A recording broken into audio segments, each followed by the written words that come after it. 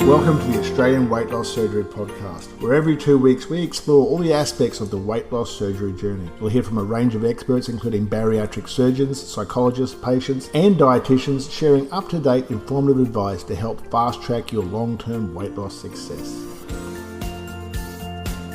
Welcome to the Australian Weight Loss Surgery Podcast. I'm Jacqui Lewis, clinical nutritionist for BN Multi. Each couple of weeks we meet and I host a show where we welcome guests from the bariatric world. And this week's no different. This week we've got another lived experience as well as professional helper in our realm. And not only that, not from Australia, we're breaking into the US of A. So I have this week with me Tabitha Johnson, who's also known very well in the US as the BariBoss, which I absolutely love that name. Thank you.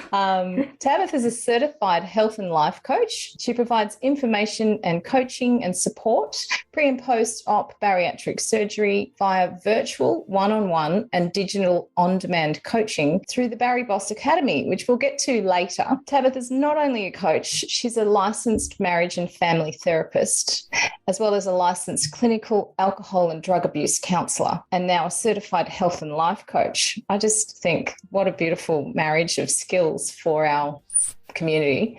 And she's over 4 years post-op herself, which also brings her own story, and has successfully maintained 100 pounds in weight loss, which is our 50 kilos, roughly, even more. And congratulations. Welcome, Tabitha. Thank you. Thanks for joining me. Thank you. Thank you so much, Jacqui, for having me. Very excited to break out of the US. We're breaking in and out of things, aren't we? I'm like, this is great. We're going to the US. And you're like, I'm amazing. I'm going to Australia.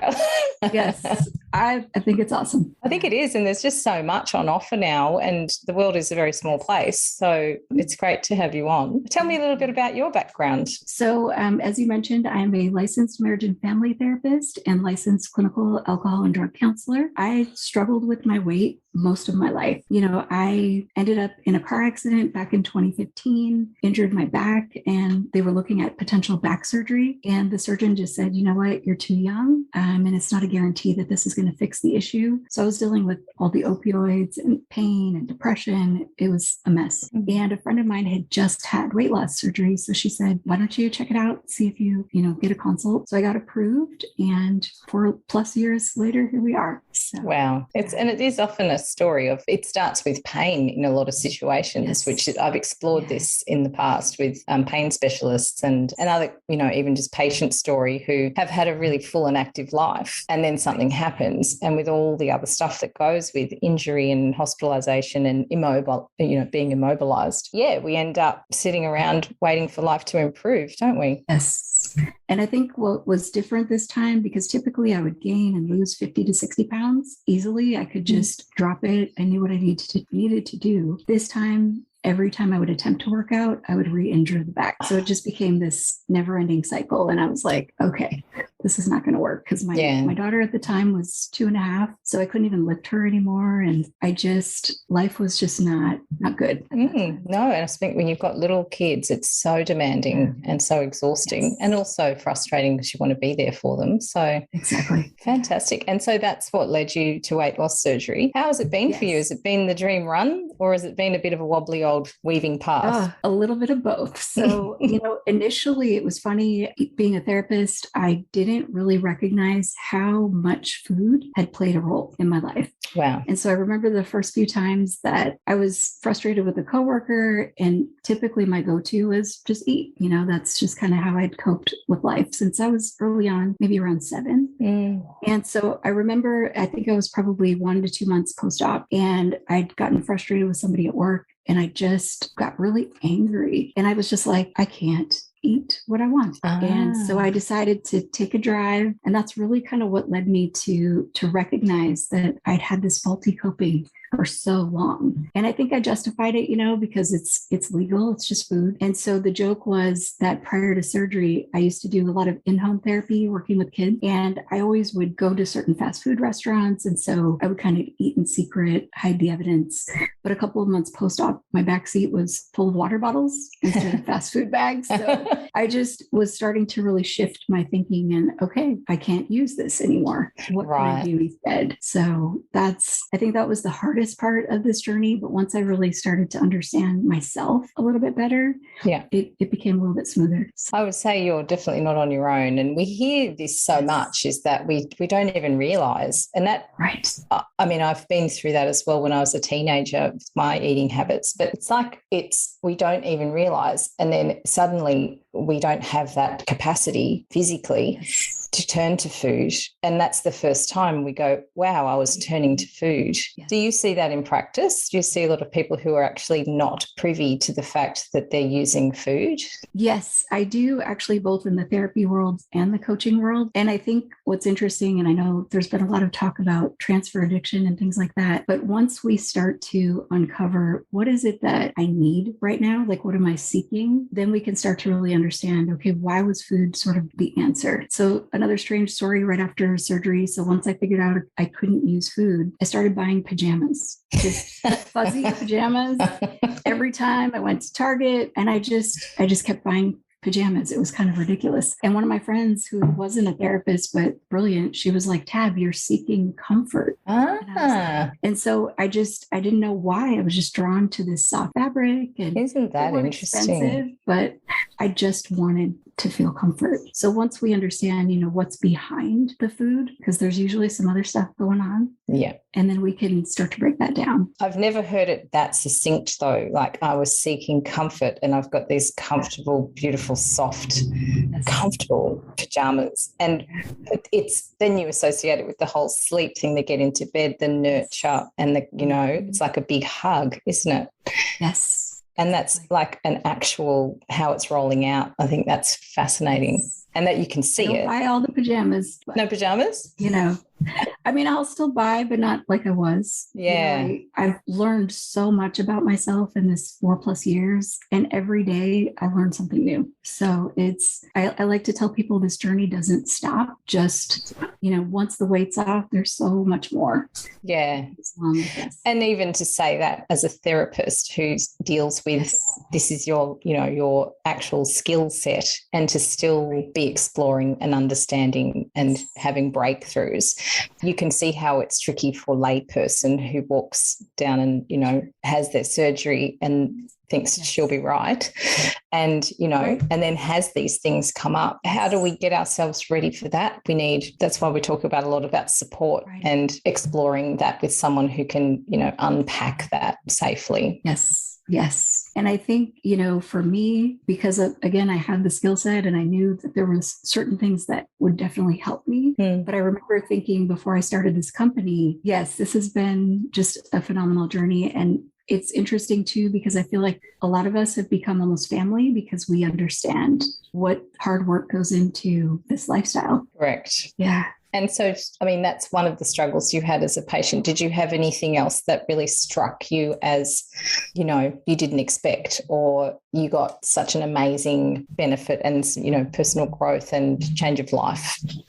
So initially, I think it was recognizing how fast I was eating, and those first few months just kind of getting used to how much the pouch can hold. And, I was busy on the go. And so when I would eat fast, it was almost like I'd forgotten that I'd had surgery, and then the body would remind me. So, I finally got to learn, okay, slow down. You don't have to just rush this process. And so for me, food really has taken on a different connotation, because it used to be just the answer for everything. Right. And I would wake up thinking about food. I would go to sleep thinking about food. I don't have that anymore. So it's been a beautiful experience to not feel sort of like a slave to this. Absolutely. There's a lot of freedom in it, isn't there? To think that they do say that there's a lot of our time is spent, thinking about food and what we're going to have next and where we're going to go. And it is a social event, and we can do it up to 5 or 6 times a day socially if we want to reframe it and to then kind of make food more about fuel, it's a big transition. For sure. But it also takes up much less time in your head each day and gives you time to think about, you know, other wonderful things like planning a holiday or, you know, richer experiences. Exactly. Like I feel like I have a whole new life, and, you know, just being able to be active with my kids.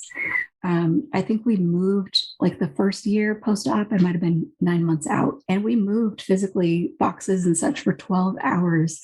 I'm slinging bags around and my husband's looking at me like, who are you? You know, and I was like, I could have kept going. That wasn't who I was before. You know, I was very sedentary. The work that I do is pretty challenging at times. And so food was, you know, my comfort and pretty just chill in terms of not a lot of activity. And now I'm looking at, okay, what 5K can I do? What half marathon do I want to run? So I feel like I'm living again. Yeah, wow. And I think when, you know, you come full circle with all of that sort of your activity levels and the way you eat and your understanding, imagine what your kids are observing. So this is where that generational, you know, this has been in my family and this is just what our family does. This is where those generational issues are actually broken down, and the next generation, you know, grows up with a whole different thinking and, you know, a whole different health picture over the course of their lifespan as well. And that must be pretty, you know, it keeps you motivated, I think, when you know that you're giving this to your children as well and giving them that understanding from the very beginning. And it's funny, I didn't realize growing up how much we were taught clean your plate. Oh, yeah. And so there was this guilt initially of, I can't clean my plate. So what do I do with this? And so even now when I visit my mom, I kind of joke because she doesn't like throw stuff out. So I created this little dorky song and I'm just like, it's okay, throw things away. Because I realized I don't have to eat it again. Like I don't need to. Yep. So there's just this freedom of, you know, let it go. Absolutely. And also have a combination of different size containers that house all those leftover bits and pieces. Exactly. Become the master of like re-putting different meals together again. So true. Yeah. The first month, I remember just having little bits of food all over the fridge. And my husband's like, you're never going to eat this again. I don't know why you put it in there. But that mindset, I can't waste it. So yeah, it's been fun. The fridge is really just the storage space on the way to the rubbish bin. I think we all do that. I like that. Yeah. Exactly. I'll just put it in there and someone will eat it. And then 3 weeks later, we'll get rid of it. So it's universal. And, you know, we can see it's now not just in our country, it's in another country as well. And so tell me, you then moved your work into the realm of coaching. And I found that really interesting when I spoke to you earlier about how you keep your counselling and your coaching totally separate. Mm-hmm. And I understand that they are different. Can you explain to me just a little bit about how each of those works differently? Sure. Yeah. So the way I kind of like to explain it is coaching is really going to be more of, let's look at the present and what do we want in the future and how can I motivate you, come alongside you. Whereas therapy, there's a lot of old stuff. Typically, we're kind of navigating some traumas, whether that's like divorce, abuse, depression, anxiety.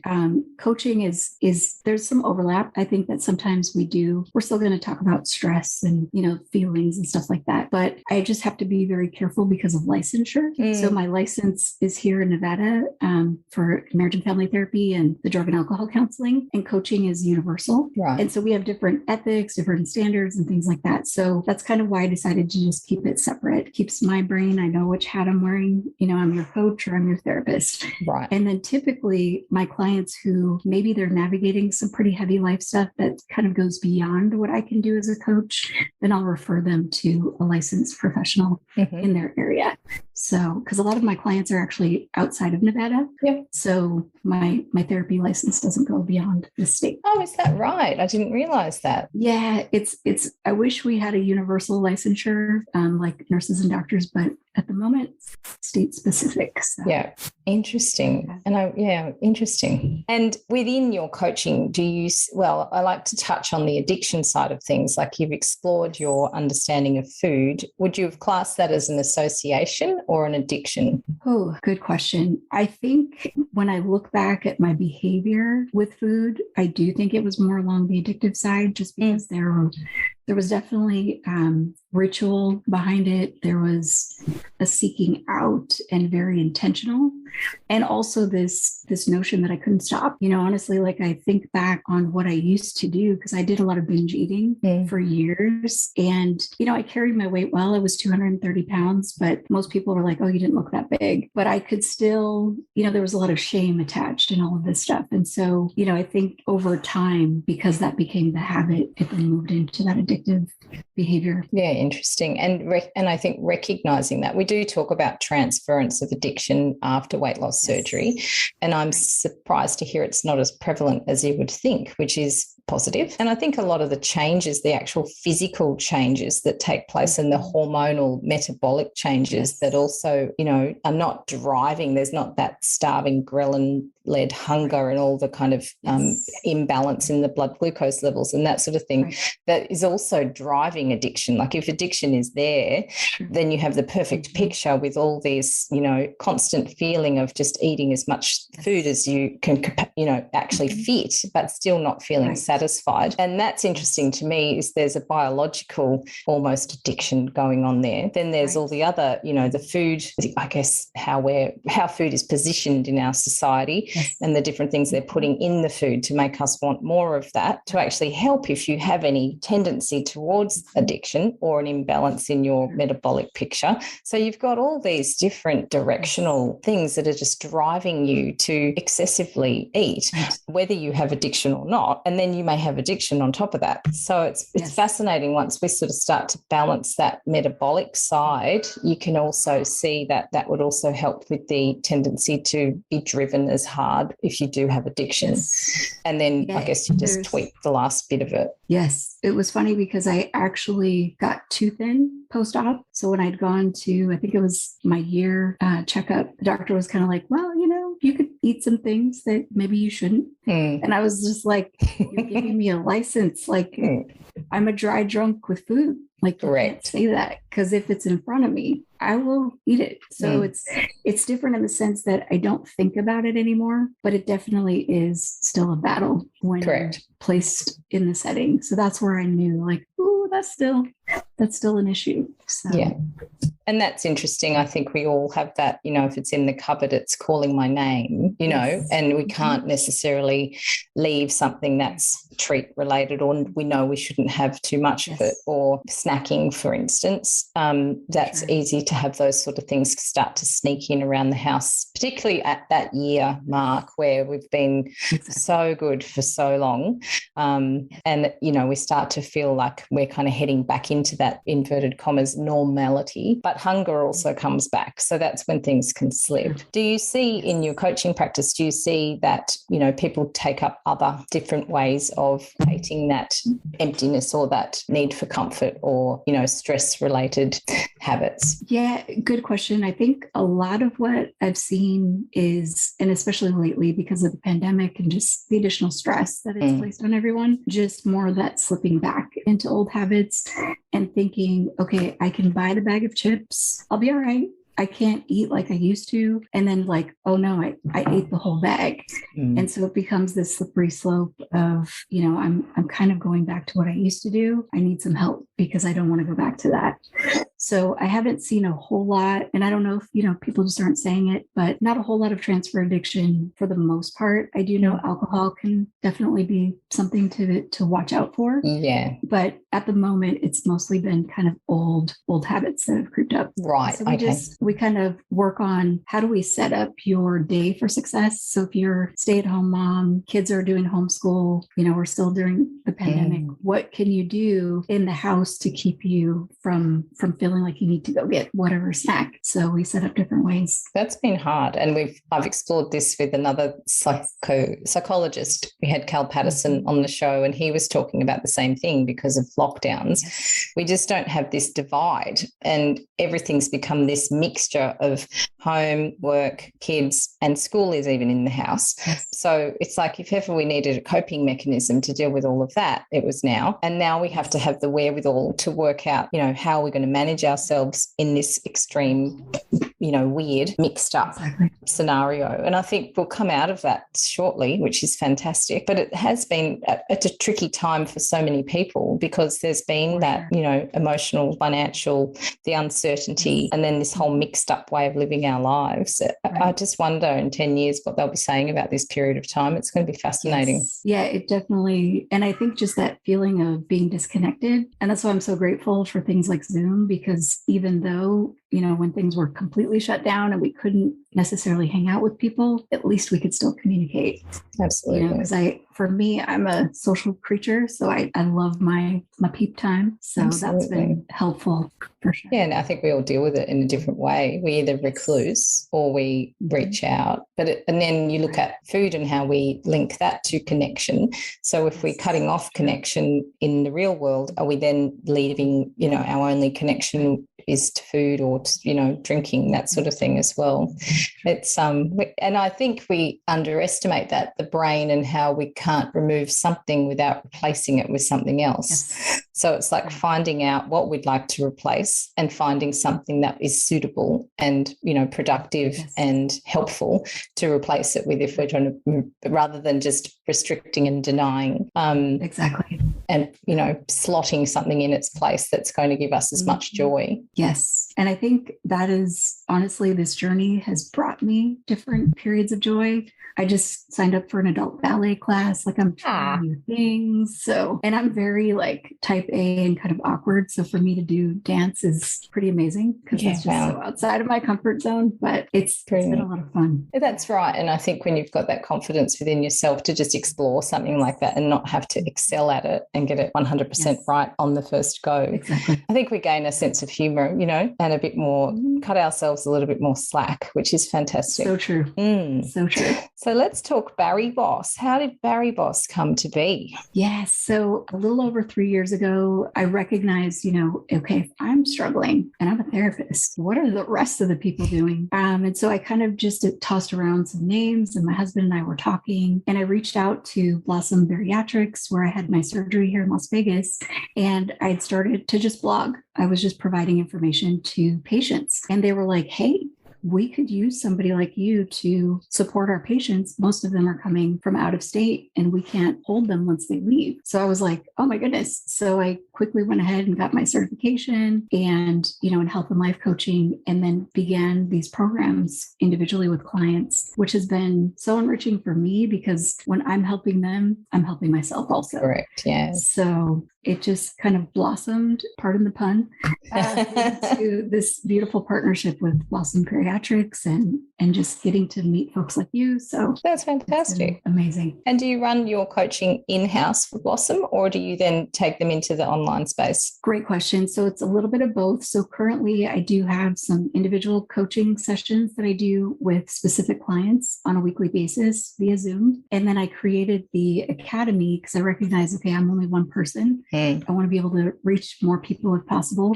So right as the pandemic was kind of starting, we'd already formed, we were going to do this online version of the coaching. So we filmed all of that and got it packaged up and ready to go. So now I have on-demand BariBoss Academy, as well as individual coaching with myself. Oh, that's brilliant. Great timing. Yeah. You must have seen it all coming. We didn't see it coming. I didn't see it, but I was like, well, that was awesome. Not awesome, the pandemic, but in terms of just timing. This idea. So, yeah. And so BariBoss, if I jump into the academy, what can I expect from the get-go? So you're going to get some videos of me just kind of giving you different short, easy tips on how to create sustainable habit change. So, and I try to kind of explain, like, when you work with me individually, I'm going to customize that to your lifestyle. And then when you're on the academy, you're really just kind of taking what you want and applying it to your life. So there's different things like breathing exercises, being able to slow down your eating, because I think, again, many of us don't realize how fast we're eating, creating more of a mindful meal, and even just creating new habits instead of this food, right? There's quite a bit. There's 37 modules. So sorry, I'm not all in there, but yes. Yeah, it's pretty awesome. That's brilliant. And so if I was to jump in and start working on, working my way through those modules, how long would you, it's how long is a piece of string, because everybody's individual, but roughly, what's the commitment as far as time goes? I probably say about a month and a half. Yeah, so typically if you do, one of the videos and then apply whatever that exercise is for the week or that homework assignment, some of my clients that I've worked with individually also purchased the Academy. So they were doing both. And they said they liked that because they could watch the video and it kind of recapped what we talked about in session. So it just kind of depends on your learning style. And keeping things, like you say, when you're helping others, you're helping you, because it's all keeping these things top of mind. And I always talk about, like, if you want to change something or if you want to become something or a particular way, you need to spend time, like almost fake it till you make it. You find where those people are and you learn what their habits are, and you just keep rehearsing and absorbing. And eventually unconscious mind goes, oh, I see what you want me to do here. And we create this new way of thinking about things and this new understanding of ourselves and how we want to live our lives. And I think that's the key, is seeking out all these different, support mechanisms that resonate and keep these, habit change and, healthy lifestyle choices and that sort of stuff all at the front, and it's new. And if you're having surgery when you're 40, you've got 40 years of stuff to undo and new habits to form. So you need to keep immersing in, reading all about it and living it, and finding other people, which is brilliant with the internet. We've just got so many opportunities for groups and connecting with others who are in the same situation. And I think that's where people gain so much, is in sharing lived experience. And as much as I discourage, Dr. Google putting your problems into a group and saying, hey, what do I do here? It does help sometimes to a certain extent to get that frame of, okay, I'm not the only one. There's a whole lot of people who are going through the same thing, and you still have to go through it, and it's not always easy, but I think it's nice to know that there's, it's not certainly unique, which is nice. Yes, there's community. Yeah, correct. It's been awesome because I love the accountability. So when my homework assignment for my client is, okay, find a movement activity, pick how many times you want to do it this week. I'm doing the same. And we'll text each other, okay, I just finished my workout. Okay, I'm heading to the gym. And so there's this communication, this reciprocal That's good. accountability, which is helpful. Absolutely. And within the BariBoss Academy, do you have like a group and a community where the coach students, if you like, will communicate with each other as well? So there is a feature for that to take place. We're kind of working all that out. But yes, the goal is to be able to have people talk to each other. And organically, what I've also done with clients in the past too is, if I find some similar clients, I match them together. Oh, nice. So they can become like accountability partners for each other. So when they're through working with me, at least they have, someone that's kind of around the same time of their journey. That's brilliant. And so as far as the results you're seeing for your BariBoss Academy babes and babettes, what kind of results are you seeing? It's been interesting because I think initially I thought, this was all going to be about weight loss, but really I decided I want to get rid of this career that's creating so much stress, and I'm going to open my own business, or I decided to get out of this unhealthy relationship and really work on myself. So there's been a lot of amazing non-scale victory results. Of course, people are still losing weight, but they're recognizing I don't have to settle. I don't have to still be miserable with certain choices. So it's been really cool to watch people just grow. They do, don't they? And I think that surprises people, takes people by surprise. Yes. Like even I met a man who didn't look like he'd had a gastric sleeve. He was a young, healthy individual who was he ran a bowling alley in Brisbane, and we were just socially chatting with him, and he asked what we did, and I said, we make nutrients for people who've had weight loss surgery. He goes, I've had that. And I was like, I can't believe it. Like you just would never have thought. So I said to him, what are you taking to keep your nutrients in check? And he said, I've never taken anything. And I was like, as I am, horrified when I hear that. And I went, you would be a great case for us just to see what our supplements do for people who've had weight loss surgery. And he goes, well, I'll be your case. So we ran a set of bloods, And then we supplied him with a 6 months supply of the multis. And then his bloods were terrible, as we would expect. His B12 was nowhere to be seen. His iron was low. There was a whole lot of other things. And when that happens, inflammation comes back on the scene. So cardiovascular risk and all that sort of stuff is increased. So I laid that out. And then he said, I'll take your multis. And I said, great. And then we'll check your bloods 6 months down the track and see what's changed. And exactly the same thing. Not only did his bloods change, which is lovely on paper, and as a therapist from a nutritional perspective, I'm really happy to see that, but he had taken on another job, applied for management, you know what I mean, moved house into another area that he just didn't have the energy to even think about before. So a lot of these people are going home in the evenings. They've really found that their work day is the extent of their capacities. They're exhausted. So they just don't entertain these ideas of how could I better myself? What kind of job would I like to have? What sort of relationship would I like? Can I, book in an amazing picnic with my family on the weekend and organise all of that? So you look at what this, the non-scale victories, and people are really surprised. So the end of the 6 months comes and we take his bloods and he goes, oh, that's really nice. And I go, yeah, and what else has been happening? And he was just like, oh my God, like I'm looking back now and it seems all quite organic, but I would never have had the energy to give to creating anything new for myself if I sat there and didn't do anything about it. So, yeah, I'm all for the non-scale victory. In our group, we have Transformation Tuesday, and every Tuesday we have, it's not so much before and after shots, but it's lovely to see that. But it's also about what people are doing. Yes. And some of them are, they're landscaping their backyard now and they're creating all these beautiful, just different than you would have if you had sat with where you were at. So I think that's fantastic. So true. Yeah. And so, if we wanted to find you, Tabitha, and get involved with the BariBoss Academy, can you tell me a little bit more about that? Yes. So I do have a website. It's BariBoss.com. It will take you to a link straight to the Academy. I'm also on Instagram, The Real BariBoss. So you can find me there. If you have any questions, feel free to DM me.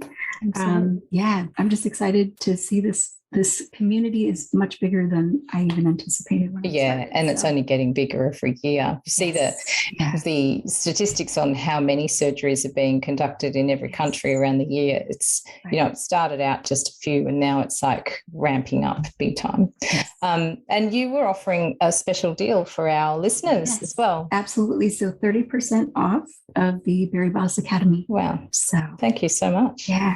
And I've got the link for that discount code. So if you're listening to the podcast and you're on Spotify or Apple or, one of the other platforms, if you go to the Australian Weight Loss Surgery Podcast website, awlspodcast.com, you'll find the show notes there for all of our podcasts. And I've been meaning to mention this on a couple of occasions because I've had a couple of questions about it.